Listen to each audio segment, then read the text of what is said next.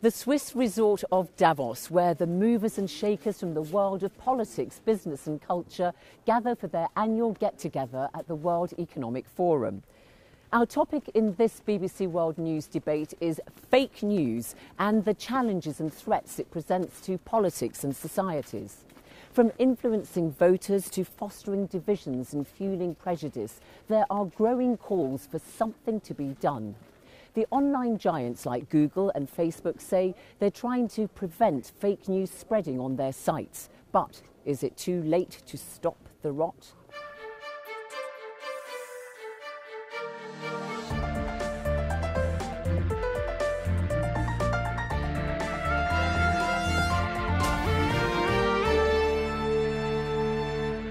Welcome to the World Economic Forum in Davos for our debate on fake news. It is one of the buzzwords of our time because it is such a significant phenomenon of the internet age. Let me tell you who's on our panel. So, Jimmy Wales, co-founder of Wikipedia, who's on a mission to fight fake news with the launch of Wiki Tribune. Joseph Kahn is managing editor of the New York Times that's seen its circulation shoot up. It was founded in 1851 and has received more than 120 Pulitzer Prizes for its journalism.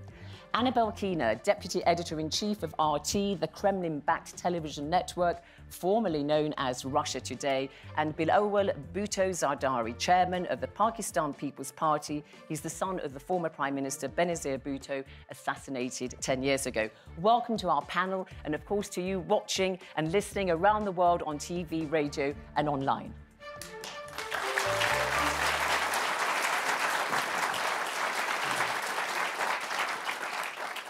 Now, you know, first I asked our colleagues on the BBC's technology programme, Click, to take a look at what fake news is and how it's becoming more and more sophisticated.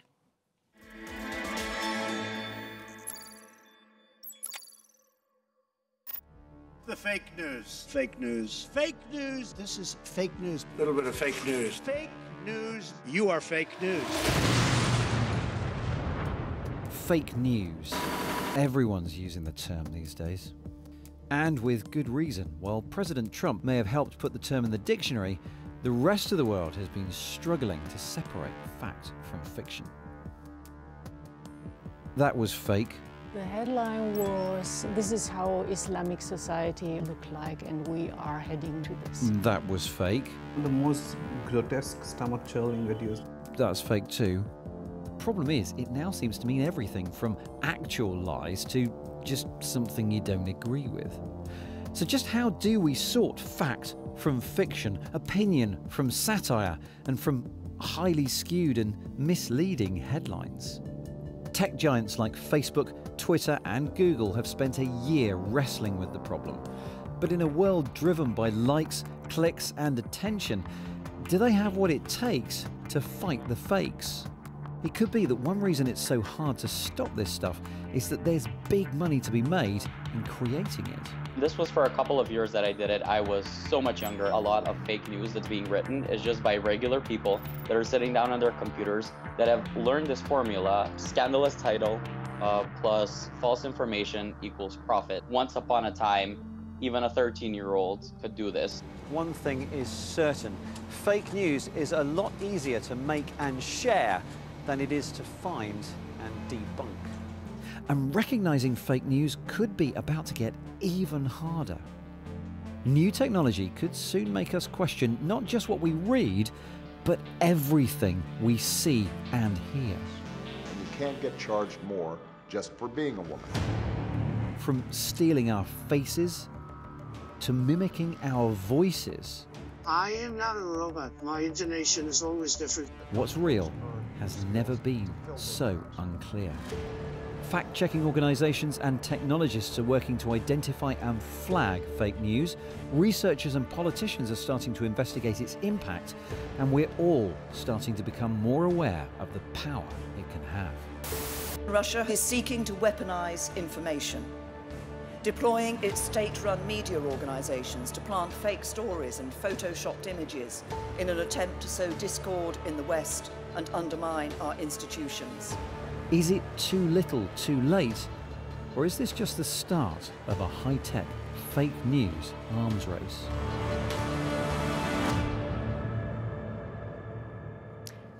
Quick question to all of you. How useful a term is fake news? Joe Kahn.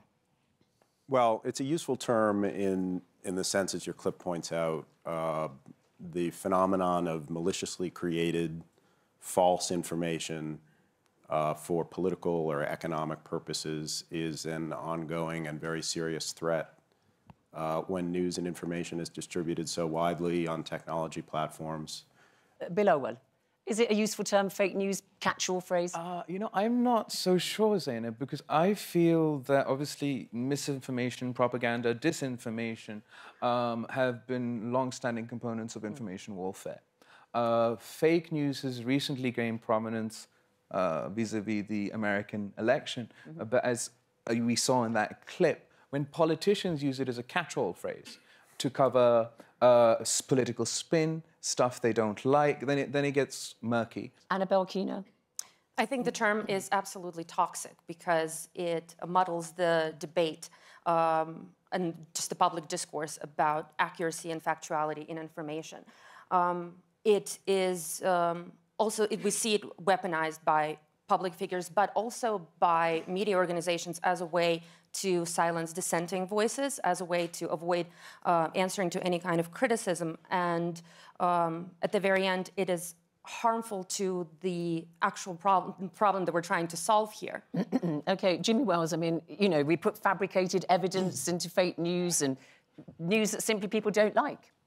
Yeah, I mean, I do think that's a problem, and I'm surprised. I agree with Annabelle, except the one thing I would add to that is we should distinguish between fake news generated by teenagers and things like that, and there are actually better terms for propaganda, for something like RT, and muddling those two together is really a huge mistake. All right. Joe Kahn from the New York Times, you were the recipient of a fake news award, a newspaper award from the White House. And, you know, being treated as a bit of a joke and people are making, you know, playing with it and so on. Is it a joke? Well, that's President Trump's definition of fake news is the real problem with fake news, which is that his accusation of fake news is fundamentally fake. The problem with fake news is not journalism, which sometimes makes errors in the process of reporting and writing and then promptly corrects itself. Good journalistic organizations own up to their errors. Every single one of the awards that the president gave out to fake news media were media organizations that made factual errors and corrected them. That, to me, is the definition of good journalistic practice. Calling it fake news is an all-purpose smear, which has made the term, as people said in the clip, a weaponized term to try to... But you're wearing as a bit of badge of honor, are you? I got a fake news award from the White House. Why not? Okay. I wish we had more than one, quite Bilawal Bhutto. I mean, that's one side of fake news, but actually in your part of the world, when fake news is disseminated on WhatsApp or whatever medium, it can have actually rather dangerous consequences, can't it? I mean, I think that it can have dangerous consequences everywhere. I think what we were referring to with President Trump is particularly concerning and dangerous, not because it's funny he's handing out fake news support, and you're absolutely correct, they've all been corrected. The point is to have the leader of a democratic country demonizing the press in such a way is what concerns me. Coming from a fragile democracy, from a political party in a country who's fought for Pakistan to be a democracy, I'm concerned both with the use by politicians of this term to sort of demonize the press, and on the other side... Does that go on in Pakistan, then? I mean, who's behind fake news in Pakistan? Well before Trump. I won't take the politician's name, but attacking and demonizing the media, repeatedly repeating false fiction on a mass scale, that's sort of... And who else is behind it in Pakistan? OK, so I think that, as with everywhere else, there's no concrete way to answer that question.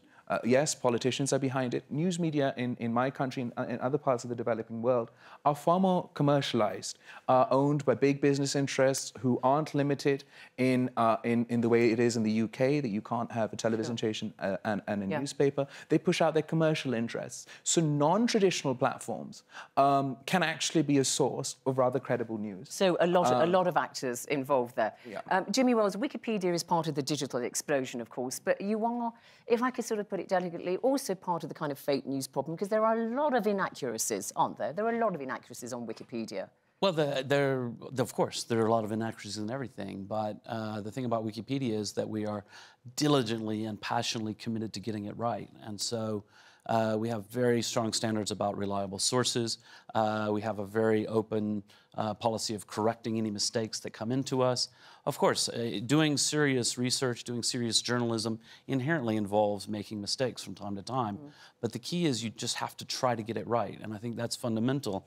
And this is very different. There's no malicious or malevolent intent behind that inaccuracy. I think that's really important, yeah. And also, you know, a lot of the fake news problem, fake news that gets circulated on social media and so forth, doesn't make it into Wikipedia because the Wikipedia community are very sophisticated about evaluating sources. And so they would see fake news from teenagers in Macedonia or whatever the classic example is, and they would recognize immediately, that's not a real newspaper, I've never heard of that. They check around, and it doesn't make it into Wikipedia. Annabelle Keener, we heard Theresa May in our short film there accusing Russia of weaponizing information. And as you know, there are so many accusations against RT from various sources. I know you'll say it's not the case, but, you know, NATO, President Emmanuel Macron of France, Theresa May, the German government, the American government, they all say Russia as a state actor is a perpetrator of fake news and it uses stations such as RT. Well, those accusations, and I'm going to speak specifically about RT because a lot of them are very directly addressed to us. Those accusations are false. They're demonstrably false. I'm glad that you brought up the statements by President Macron. RT has actually been a target of false information spread about it. Throughout the campaign, the presidential campaign... So what, you're accusing President Macron of spreading false information about RT? His campaign repeatedly has made claims that RT has spread false stories about their candidate. However, throughout the duration of the campaign or thereafter, they have failed to provide a single example of such a news story. Now, all right, but you know, there is. I know you will say they're all false, but they come from so many, you know, quarters.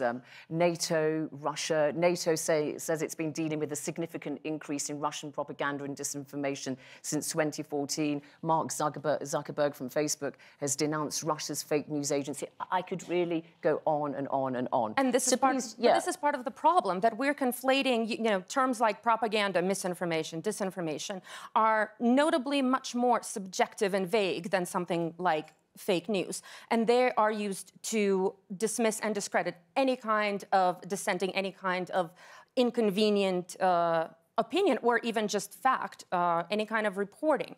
But when the presidential candidate or his team repeatedly and without evidence presents these kinds of accusations of fake news, and you know, all the media in the US and really the mainstream media in the West is very happy to point to any kind of statement. The intelligence agencies of Germany and France, all these countries have provided We're the evidence. Scrutinizing differently statements by President Trump, and we're not scrutinizing accusations of fake news from President Macron at all. In fact, there has been a single mainstream media outlet to call out, to question the Macron campaign, and that has been Reuters, and they did not receive a single example of a false story RT has provided. Jimmy Wales, are you satisfied with what you just heard? That complete and utter denial and rejection there. I mean, if you just, the evidence is from so many different places. So Columbia Journalism School had a team of graduate students at the project RT Watch, and they found multiple examples of completely misrepresentation, false stories, fake experts, outright, you know, lies, and it's overwhelming, and so it's not really, that's not even an open question. And also, I think it's really important to understand that serious people don't say, fake news is news I disagree with. And so it's not about silencing dissenting views. You don't see the Wall Street Journal and the New York Times, when they disagree on an issue, calling each other fake news. It's about basic journalistic standards. Joe wants to come in here. Joe Kahn. I was going to say, Zaina, that I think Anna's correct, and Jimmy mentioned this earlier on one point. There is a semantic distinction between propaganda or news with spin that is put out there by a state or by a news organization for some kind of political purpose or effect, which has a basis in fact, but its fundamental purpose is to spin the facts for the purpose of Is that the case, though? I mean, President Emmanuel Macron said that, that there were wild accusations about him having secret bank accounts in the Caribbean, and that he was secretly a homosexual and that kind of thing. There's no basis in truth in that, There's a spectrum between propaganda and spin and totally false, maliciously created fake news. But that's what he's saying. Well, I'll tell you exactly what he said, OK, just to get this out there. Emmanuel Macron said, Russia Today, he also mentioned the Sputnik website, have been agents of influence which on several occasions spread counter-truths about me personally and my campaign. They behaved like agents of influence and false propaganda. That's what he said. Take it up with him. Could I just We've tried. We have tried multiple times. Russia Today's defense for a second.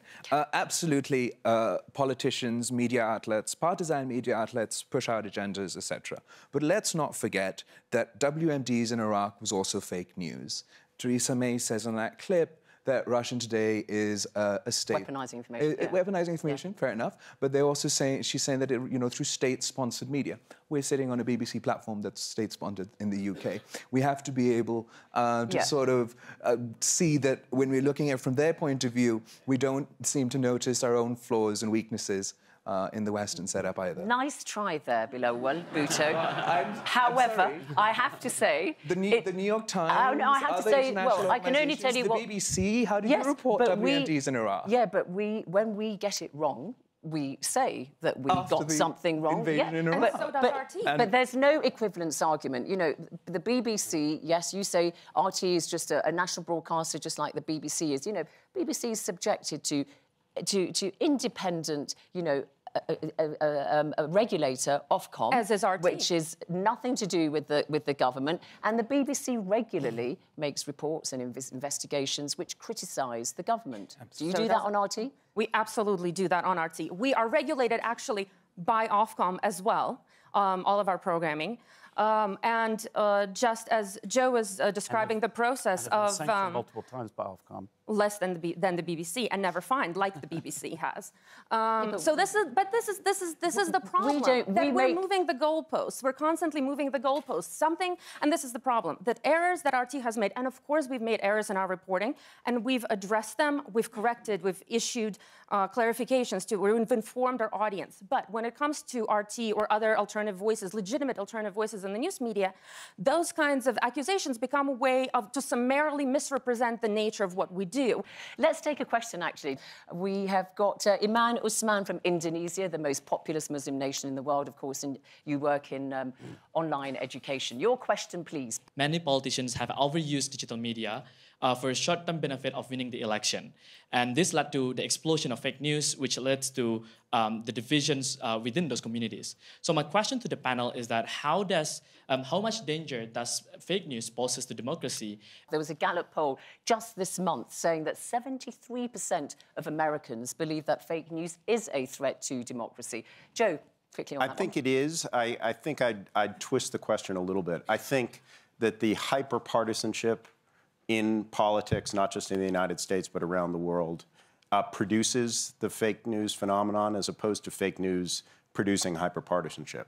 We are in an environment where people lead identity-based political lives, where they are affiliating with certain news and information based on its political value, based on the way political parties are using it. I don't think fake news is the cause of the problem to democracy. I think that the proliferation of fake news is one of the most important symptoms of a decline in sort of shared values and shared sense of truth, quite honestly. Annabelle Keener, threat to democracy in politics? Well, I agree with you, Joe, that any kind of false information has a potential to negatively influence not just political processes, but any kind of public discourse overall.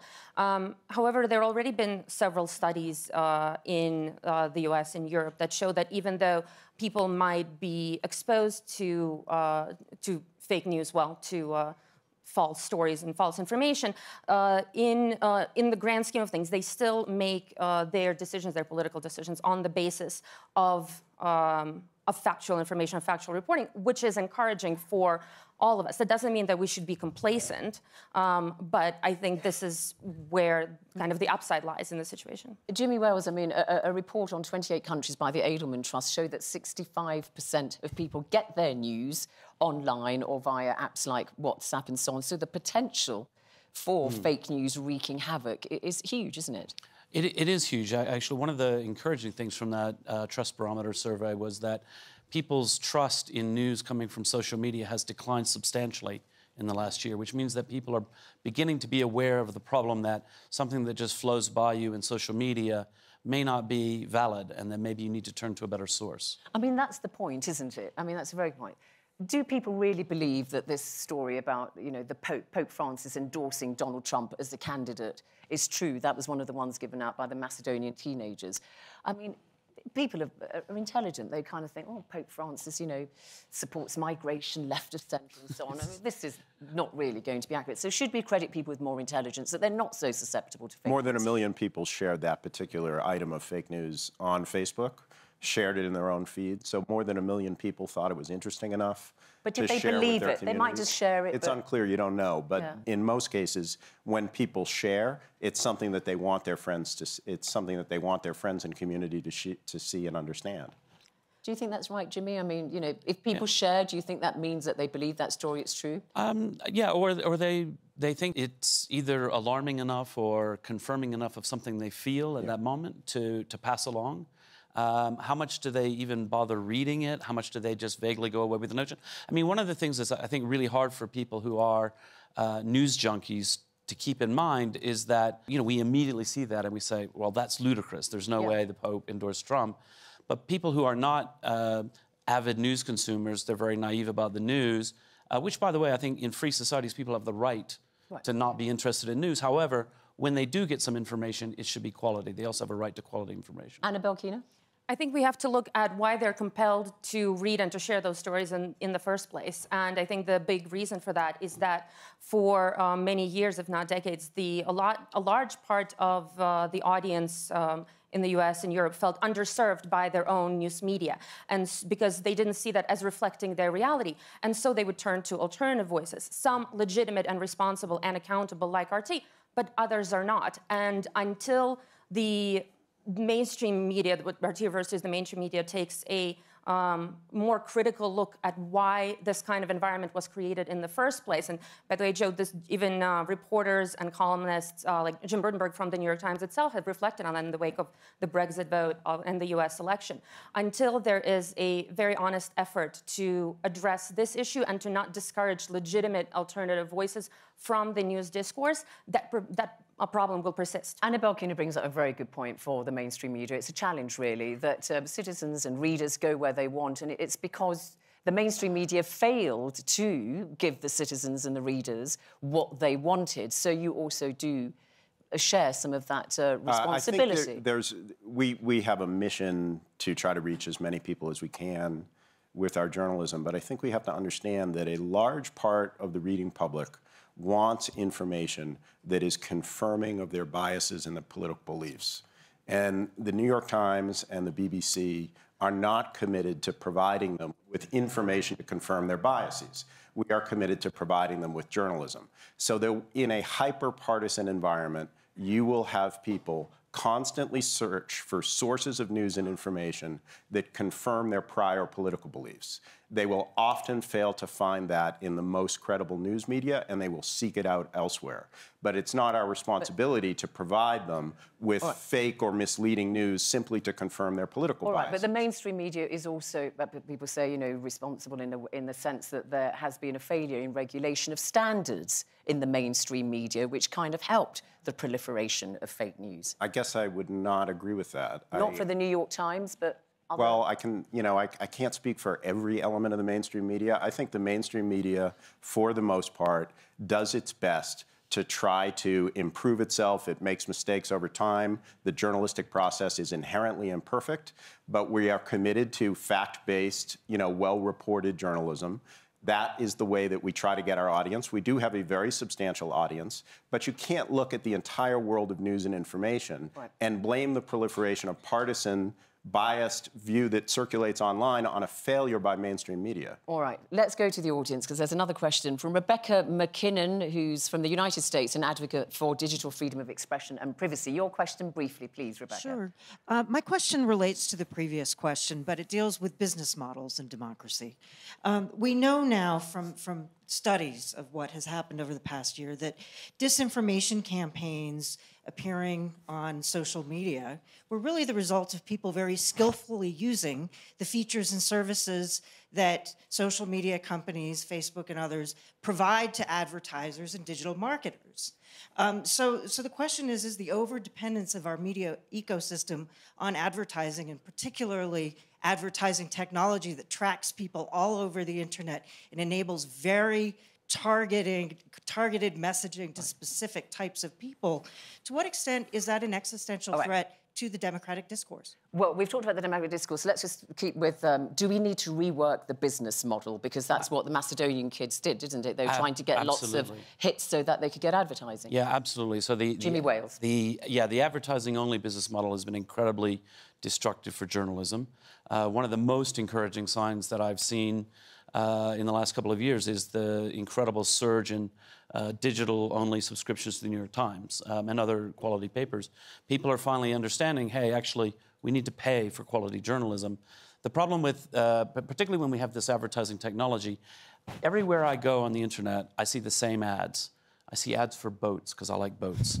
And in the old days, you might say, I want to sell boats. I'm looking for 50-year-old men in some kind of midlife crisis who want to buy a boat, because that's who buys boats.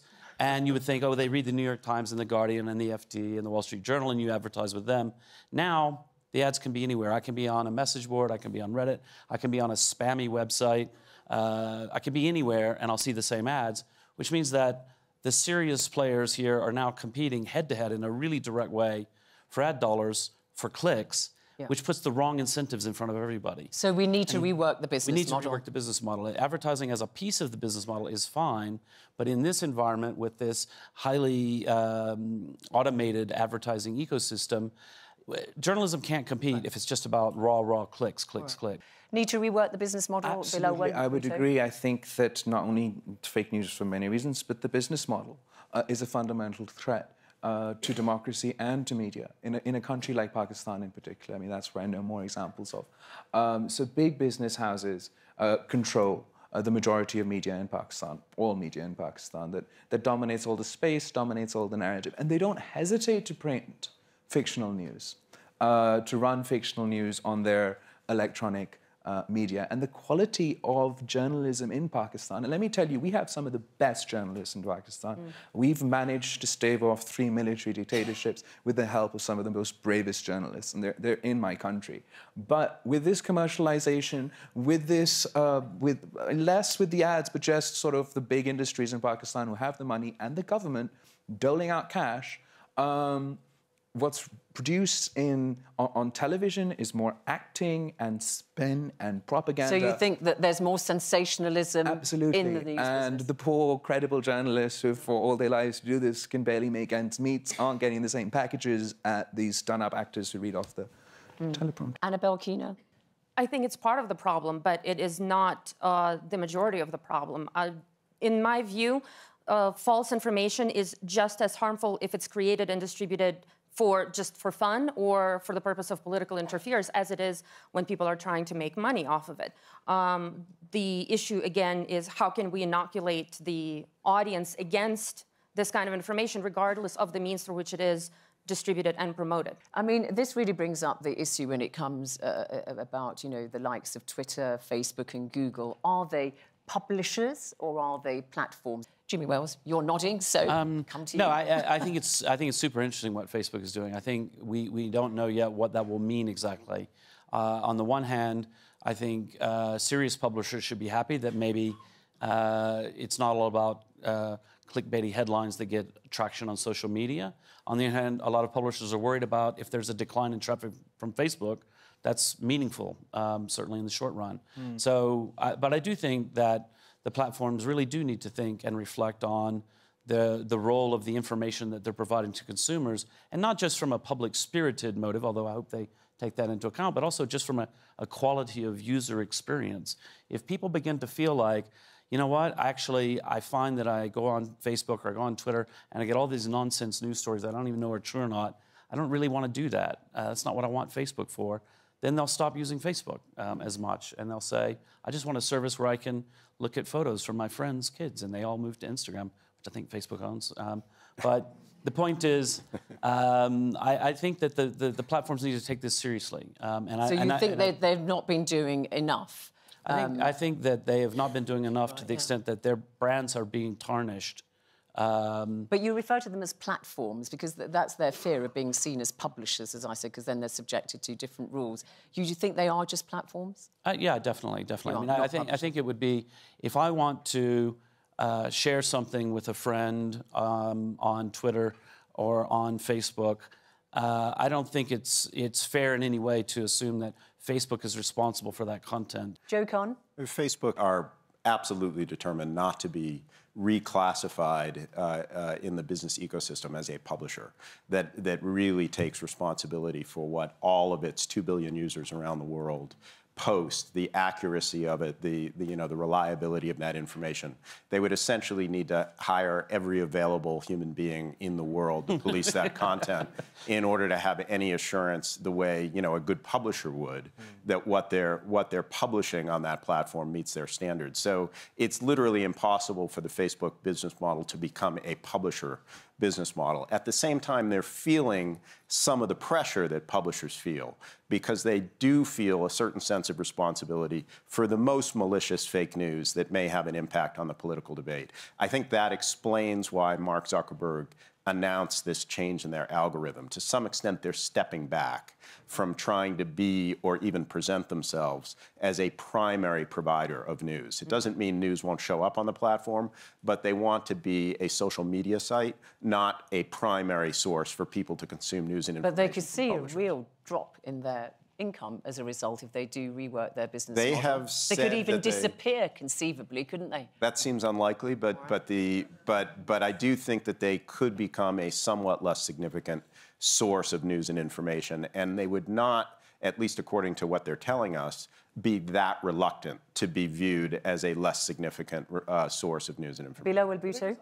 What has Facebook's recent decision on this, how has that impacted publications like the New York Times? Because surely when this stuff is being promoted actively on Facebook, that would drive traffic to organizations. We're watching it closely. We're concerned. We think that it will impact us somewhat less than the ecosystem of true, fake news providers that Rebecca was describing, who are looking for clickbaity returns from advertisers. That was never our business. We never got enough revenue from Facebook to support the gathering and the reporting and publishing of real news anyway. Annabelle Keener, on this issue of the business model, time to rework it?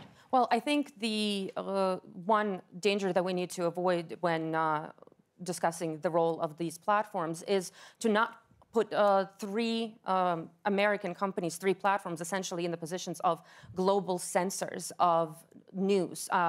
Obviously, I have absolutely no idea when patently false information is going to be taken out of the discourse, and I hope that this happens because it's harmful for all of us. But they should not be deciding that one point of view is more valid than the other. Then, Washington Post should be promoted over the New York Times, over BBC, over France 24, over RT when it's discussing and publishing legitimate reporting. That's a very valid point. I mean, you talked about, Joe Kahn said, you just can't have enough fact checkers to just, deal with the volume of news and trying to see what's fake and what isn't. I think there's a temptation to make them de facto censors. Yeah, but so what are the solutions? You've got this idea of Wiki Tribune.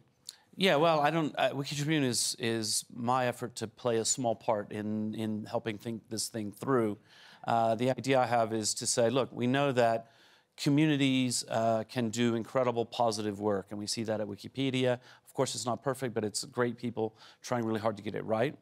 And I want to see if we can bring in a wiki-style community, pair them with paid professional journalists to do something new in the space of news. And so you kind of get citizen journalists along with professional journalists working together. Together as equals.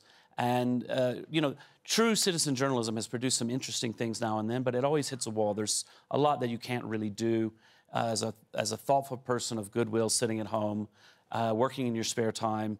You can't drop everything and chase a story for 3 days and things like that. At the same time, we know that there's a lot that thoughtful people can contribute. And in the past, the structure of most news sites hasn't really done anything useful to bring a community. The classic, you know, news community is here's the news article, and at the bottom are the most horrible people in the world screaming at each other. And a lot of journalists are actually afraid of the community because of that, because their experience has been, I published something and I got all this abuse in the comments. Right. And that's not healthy. And those people, those angry people in the comments, don't represent the whole of humanity. All right, let's go to the audience again and get a question from Zunaid Ahmed Palak, Minister for Information and Technology in Bangladesh. Your question, please. I thank to the distinguished panelists for your insightful discussion. So, in my views, there are two tools to tackle the fake news. One is definitely tough regulation, and another is self-censorship. So, my question to the panel, so what would you suggest for a country like Bangladesh, although there is a strong argument from the government to regulate the fake news, but it can actually damage the freedom of speech or freedom of press. Thank you. I mean, we've seen, in fact, Downing Street, the United Kingdom British government has just announced a new unit to rebut fake news, and we know that France and Germany have actually brought in regulations, Germany in particular, with very, very heavy fines if you're found to be perpetrating fake news. So there are some examples there of government regulation, but Bilawal Bhutto, let me put it to you, you've got to strike that right balance between regulation, hate speech versus free speech. I mean, I look forward to seeing how this goes forward in a country like Germany that is so careful in protecting freedom of speech and fundamental rights. And it'll be an interesting place to see how this sort of regulation goes forward. Same with France. But just with the minister from Bangladesh, my gut reaction is the fear of undermining freedom of the press, especially in young democracies like ours, where the tendency to authoritarianism, and why I much prefer and I'm really excited about the idea of things like Wiki Tribune, because a lot of citizen journalists in Pakistan, that would allow sort of credibility and authenticity and help with the training. I like also this Africa Check and what's the Ukrainian one, Stop Fake, where journalists have got together. This is sort of this traditional PolitiFact angle of checking fake news. Perhaps this will develop into a more community-driven. So you want the grassroots to kind of police fake news rather than governments doing it? I would say I'm more comfortable with something like you think that's that. enough, though? I mean, for example, you've got elections in Pakistan this year, and, you know, and I'm sure, but we've historically been dealing with fake news in election cycles. Bangladesh and Pakistan dealt with fake news even back then. So there is that component, but I personally do not trust my state to be regulating this. But when you've got really detrimental effects and harmful consequences of fake news in your part of the world where it can result in death. No, absolutely. Don't you need a heavier hand than just grassroots policing? No, absolutely grassroots policing on its own. One important component I think that we're not addressing is education. I think we need to relook how we're teaching our kids in school. I don't remember being taught about journalism in high school or anything. You'd have taken an elective at university. If you're taught about sourcing, if you're taught about bias, if you're taught about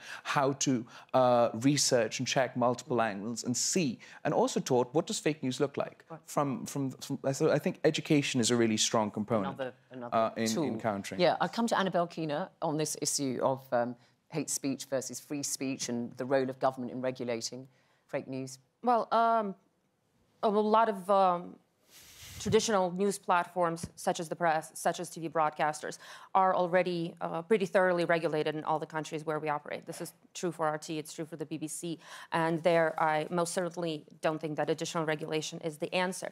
But speaking as a member of the media community, I think that a lot of the solution lies with the news media community and holding each other accountable. Now, this is not something that is viable if when Donald Trump accuses somebody of fake news, the media takes it as the badge of honor, but President Macron does the same thing, and it's not even examined. That can only exist without these kinds of double standards, without lumping some editorial mistakes as dismissal of fake news of entire organizations and excusing repeatedly mistakes of others. But if there is a real, honest, open approach and examination when mistakes that our team makes can be pointed out in a constructive debate by the likes of the New York Times, but our team is in a position to point out mistakes in the New York Times reporting, that is the most constructive approach that I see. Joe Kahn? You know, both the United States under President Trump and the Russian government under Vladimir Putin have actually taken upon the political leadership to some extent to combat what they call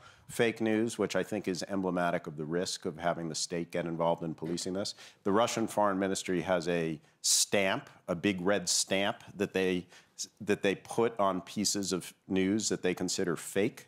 Donald Trump has his fake news awards. These are not the people that we, the broader community, should be looking to tell us what's accurate and what's not accurate in the news media. I think that is a very slippery slope to authoritarian censorship. So no government regulation? I would say that I have very little to no faith in government regulation as a way of ferreting out fake news. The only thing that's really going to work with fake news is more quality news, more attention to quality news, better traction for quality news on online platforms, and ultimately simply more information that's out there to combat the maliciously fake. So it's a shot in the arm for things like the New York Times, which is why your circulation has gone up, you think, because people think, been around since the mid-19th century. To reliable brands. Yep. And I think it's reaffirmed in the kind of social media age the value of true original reporting. And over time, we just have to continue to re-emphasize that. Jimmy Wales? Yeah, I think particularly in countries where there are fragile democracies or there's a lot of potential problems with pressure from the state on publishers, strong regulation is an incredibly dangerous and incredibly bad idea. I also don't think self-censorship is the answer. I don't even know what self-censorship means. I think that's a completely false dichotomy. I think what we need is a robust ecosystem. You need to have the independence of journalism to speak truth to power, but also to ferret out fake news and to speak truth about that. So, Minister, you've got some good answers there. You go back to your ministry and you've got your blueprint there to work out with your civil servants. Let's take our final question from the audience. Victor Ochen, a youth activist from Uganda. Your question, please. Thank you very much. I'm from Africa, probably the biggest victim of fake news. What I wanted to ask is, in a continent like Africa, where across the countries, there's that strong tribal loyalties to politicians, to the point that it does not necessarily mean citizens are questioning whether the news coming from their leaders are fake or true. I'm asking, in such narratives, how can you enforce change in cultural norms of that kind? Thank you. Joe Kahn, I think it was you who said earlier on that people seek out opinions that reflect their own values and so on. So in the context of Africa and that question where people have tribal loyalties, yes, how can you try to... I don't think it's only Africa where people have tribal loyalties. I mean, I think it's well, a general... since he put it in the context of Africa, OK. But, I mean, the question is, how can you bring about a cultural change? I think it's a generalized problem that's getting worse, which is the hyper-partisanship of politics and news media debate. I mean, I think basically the idea of non-partisan facts, even science, is itself being questioned or subordinated to partisan politics. You will believe what I, your political leader or spokesman, say you ought to believe about climate change, about the performance of the economy, about what's happening in your own community, about the threat from immigrants. The idea of having a truly independent, fact-based, for democratic discussion has been eroded in recent years. So that tribal loyalty is a real fertile breeding ground. More rather than less important. And that, to me, is an enormous dilemma for mainstream media, which is not by its nature partisan. So we cannot, by our nature, truly satisfy the demand for that kind of, tribal affiliation. Is that the case? We know lots of newspapers. I mean, in the United Kingdom, you've got the Daily Telegraph, which is referred to as the Daily Tory Graph. That's the Conservative Party. But if we go in that direction, the Guardian is more pro-Labour. If Wikipedia or Wiki Tribune go in that direction, we will have such a sharp deterioration. But they don't peddle fake news anyway. But, I think what's important here is that, yes, people do like to buy The Guardian, for example, if it confirms their worldview and so on. and that's That's fine. a left-of-centre newspaper in the United Kingdom. In the UK, or they buy the Telegraph, and that's fine. But I find, you know, Wikipedia is incredibly popular, New York Times incredibly popular, BBC News incredibly popular. People get that, and they also really do have a strong desire for clear facts, clear, unambiguous, as neutral as possible facts. We're coming to the end of time. I mean, it's basically the echo chamber and its effect on fake news. So Annabel Keenan, then Bilal Bhutto. Annabel Keenan? Sure. I think the solution is diversity of stories, a diversity of points of view when reflected in legitimate, accountable, credible reporting. That is what RT seeks to deliver. And exploring news and topics and issues outside, within the US, for example, outside of the partisan divide, as a way of providing the audience with the widest range of legitimate news stories possible. Bilal? I think raising this partisan tribalism issues is really, really important. I think internationally, partisanship has gotten so toxic that that's probably a more fundamental threat to our democracy. But I wonder how President Trump, by engaging in these awards, are sort of rounding up and painting as partisan the previously seen as objective news organizations by sort of engaging and hitting at you in a politically partisan manner, almost forcing them to react in the same way. All right, just very quickly to all of you, fake news, however imperfect a phrase might be, you think it's still going to be around, that we're not going to find a way of combating it? Yes or no? Annabel Keenan, is it going to be around? Yes, but not for much longer. I think we're all starting to see the issues with it. Jimmy Wales? I think the true fake news, spammy websites generated by teenagers will be algorithmically sorted out, you know, by Google and Facebook and everyone else. The deeper problem of financial problems in the news media, low-quality media, we've still got a lot to deal with. Bilal Bhutto? Been around for ages, going to be around for a lot longer. I just hope we educate ourselves and empower our citizens to deal with this challenge. Actual fake news is on the decline. The fake news as a political smear is on the increase. That's the threat at the moment. Well, got to leave it there. Thanks very much indeed to my panel. Thank you to my audience here at the World Economic Forum. From me, Zainab Badawi, and all the team on our World Debate, goodbye.